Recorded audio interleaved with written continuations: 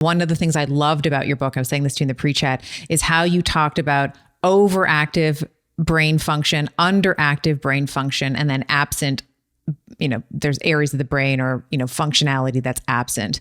And I wondered if we might just briefly give an example of each. I mean, we talked about overactivity, let's say. We talked in terms of calcium regulation in making the neurons, let's say, hyperexcitable, or the mitochondria or the cell, rather, hyperexcitable.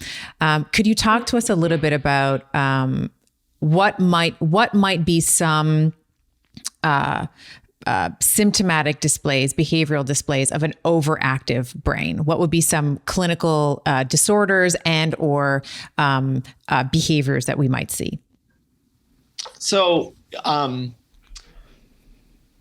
we're now talking about mental disorders, and it's, if I can just insert a quick comment, it's important. So in the book, I really go out of my way to distinguish mental disorders from stress reactions or reactions to adversity. So we're talking about mental disorders, and in the end, mental disorders are exactly what you just outlined: overactive, underactive, or absent brain functions. And so an overactive brain function, for instance, like we all have anxiety pathways in our brain, and anxiety is a normal part of being a human being if it occurs at the right time, under the right circumstances. To the right stimulus, yeah. But if you have an overactive anxiety brain region, if that brain region is metabolically compromised and hyper-excitable due to this mitochondria and due to the calcium and the overactivity of some of the neurotransmitters, you're going to have anxiety symptoms or panic symptoms for no good reason, or the symptoms aren't going to stop when they should stop. So sometimes people can get triggered. So you can have anxiety for a clear reason. Somebody yelled at you, and scolded you for something, and that would make anyone anxious. But, most people who are healthy and have normal brain function will usually get over it in a reasonable amount of time, whatever that is. I guess it depends on the circumstance of how quickly somebody should get over that. But people with anxiety disorders, once you set off that anxiety system in them, it's almost kind of like, I almost envision it, as just a hyperexcitable system, almost kind of like setting off like a seizure or a muscle spasm or something, that it's doing something that it shouldn't be doing. And now it won't stop. Like with a muscle spasm, which is a hyperexcitable muscle cell, sometimes once it gets going, it doesn't want to stop. And it's hard to get it to stop. You have to massage it. You might be trying magnesium or muscle relaxants or all heat or all sorts of things. Like once it starts getting hyperexcitable, it can take on a life of its own. And I believe that we actually have an abundance of evidence already to suggest that exact same thing happens in the brain. And that exact same thing is happening in brain cells and brain networks. And when your anxiety pathway is hyperexcitable, what it means is that somebody who's just in a non-threatening environment, sitting on their sofa watching TV or something, their system is in overdrive, panicking. But this model allows us to understand all symptoms of mental disorders. So it could be as extreme as having hallucinations or delusions, which are also normal brain functions, which is surprising to a lot of people. But if you don't believe me, when people sleep, they are hallucinating. They are hearing things or seeing things that aren't there.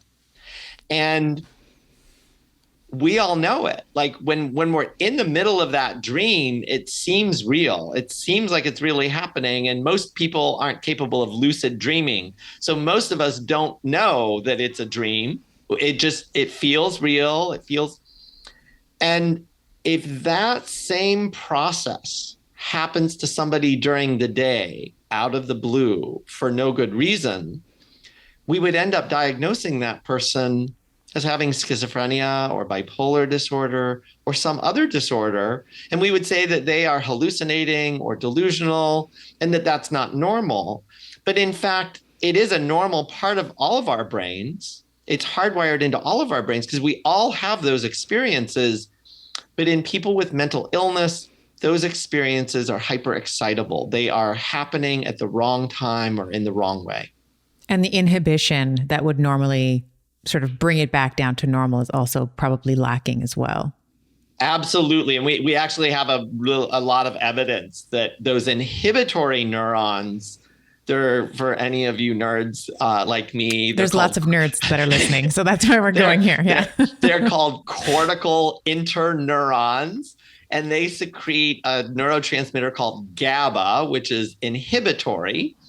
But we have a lot of evidence that those neurons appear to be malfunctioning due to metabolic problems, that they appear to be malfunctioning in people with a variety of diagnoses, including schizophrenia, bipolar disorder, but also autism and also Alzheimer's disease. So all of a sudden, like, wait, we've got the exact same abnormality showing up in all of these different disorders. And lo and behold, all of those different disorders involve hyperexcitable symptoms. So the brain starts doing things that it really shouldn't be doing. So when we have these overactive, we'll say, pathways that are being activated, the neurons are basically now exaggerated, like the firing pattern, let's say, is exaggerated at inappropriate times. And when you were talking about anxiety, I was recalling a patient I worked with several years ago. I remember her, she was in her mid-40s and she was just at the mall. She was just doing whatever she was doing, shopping, doing whatever she was doing. And she thought she was having a heart attack. And she went to the hospital and they ended up saying to her, "Oh, it's just a panic attack." And for those of you that are listening on audio, I'm using air quotes, just a panic attack. And then, so she started, and she was so embarrassed by this. So I remember her saying to me, like, "I'm so embarrassed. Like, I can't believe that I had a panic attack. I was just at the mall, like buying shoes for whatever she was doing." And so she started avoiding the mall because she thought that the mall was the stimulus. Like, she was like, it must be something about the mall. And then I remember she had another panic attack somewhere else. And then she was like, oh my God. And then, so it eventually came to this point where she didn't want to leave her house because she was so mortified and petrified of having a panic attack. And I wonder, if you've seen something like that. I mean, I'm assuming that you've seen tons of everything and everything in between, but is there a relationship? And I ask this because this woman in particular was in perimenopause. Like, she was having issues with her hormone. Like, the original reason why we started working together was to help her balance out her hormones.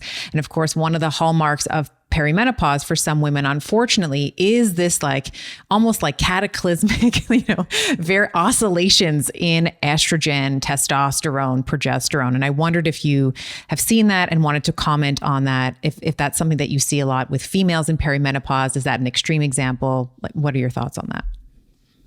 Well, so as a psychiatrist, I have seen countless patients. Yeah. I have seen countless patients exactly like that. And I've seen patients who actually were unable to leave their home. They were unable to go out in public without somebody taking them. Mm-hmm. I've had patients who needed escorts every time they came to see me because they were terrified of having a panic attack. And in terms of the relationship to female hormones, so we have long known that the world is a really unfair place for women. Women's hormones are so much more complex than men's hormones. And this likely is one of the reasons that, if you look at really young children, boys and girls, they have about the same rates of depression and anxiety disorders. But as soon as puberty hits, bam, the rates of mental illness in girls and women double. So women on average have twice the rates of depression and anxiety disorders as men. When they, and a lot of people know that around the time of menstruation, some women can experience even more symptoms or the symptoms can get worse. For some women, they're actually perfectly fine the rest of the month, but around the time of menstruation, the symptoms can get a lot worse. And we know that that is likely related, at least in part, to hormones, but I think there's another part of the story there that I can come back to. But then as menopause, as perimenopause starts and menopause kicks in, as you said, levels of testosterone, progesterone, estrogen are declining. And we know that we've actually got an abundance of studies in both animals and humans, knowing that brain metabolism is decreasing profoundly in women around the time of perimenopause and menopause. And what that means is that your brain is not getting quite enough energy. That your brain cells, actually, if they look at the levels of ATP in your brain cells, it's declining when you're going through menopause. And that is because estrogen is a really powerful regulator of metabolism throughout the body. Obviously, it plays a really critical role in the function of ovaries and reproductive functions, but it also is playing a really powerful and critical role in brain function as well. And so we know that, like, for instance, women who've had depression at some point before menopause, when they go through menopause, they're 5 times more likely to have another episode of depression when they're going through menopause. And we think it's probably related to these plummeting levels of estrogen. Yeah. And I would even imagine just blood flow as well, because we know that there's like estrogen is a potent vasodilator. And this is, in part why some women experience a lot of hot flashes, like sudden, we'll say vasodilation and cardiovascular health as well. Let's talk a little bit about underactive brain function. So we talked a little bit about like the hallucinations in its extreme, delusions, obsession, OCD, I would also assume is like overactivity, fear and anxiety, overactivity. What are some of the salient clinical hallmarks or, disorders with an underactive brain? So it can be globally, or we can also talk about specific nuclei or networks in the brain. And again, so great question. And the easiest way to think about it is think about what most quote unquote normal people would do in certain circumstances or what they're capable of doing. And underactive brain functions mean that somebody's not doing those things or they're not capable of doing those things. So an extreme example is that we have networks in our brains that help us remember things, remember what someone told us, or remember a phone number, or remember a fact about a friend, or remember where we're driving to. And if those networks are underactive, they're not functioning properly, that means that somebody may develop memory impairment. Now, the extreme version of that is something like Alzheimer's disease, where some of those cells might actually die eventually, and so they're not even there to perform the function anymore.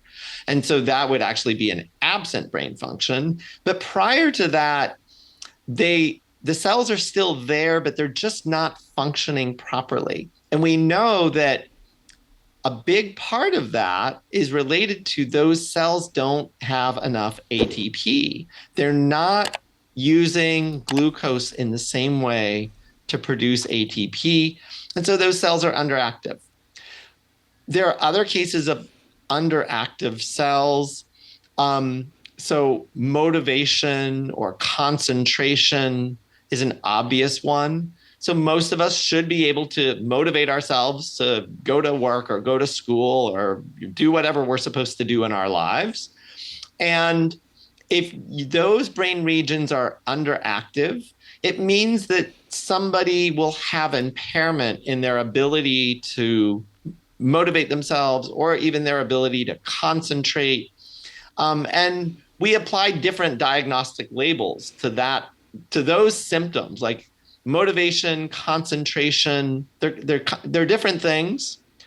But if you think about it, like impaired concentration, somebody who can't focus and concentrate, we actually apply a lot of different diagnostic labels to that one symptom. That person might get diagnosed with ADHD. That person could also possibly be diagnosed with depression. But in fact, people with schizophrenia and bipolar disorder and OCD and eating disorders and substance use disorders all usually also have impairment in the ability to concentrate and focus. So some of the symptoms of underactive brain regions are kind of global across diagnostic categories. And then I can at least bring up the neurodevelopmental disorder that we talked about, autism or Sure. autism spectrum. So that is, either underactive or in some cases, I think absent brain systems that help people respond to social cues. That is one of the hallmark definitions of being autistic or having autism spectrum disorder. And is a difference in the way these people perceive social cues and respond to social cues. And so if somebody's having impairment in that, it means that those brain cells or those brain networks that normally help people do those things are somehow either underactive or absent. And so those people have trouble kind of being neurotypical, responding in the ways that most people consider normal.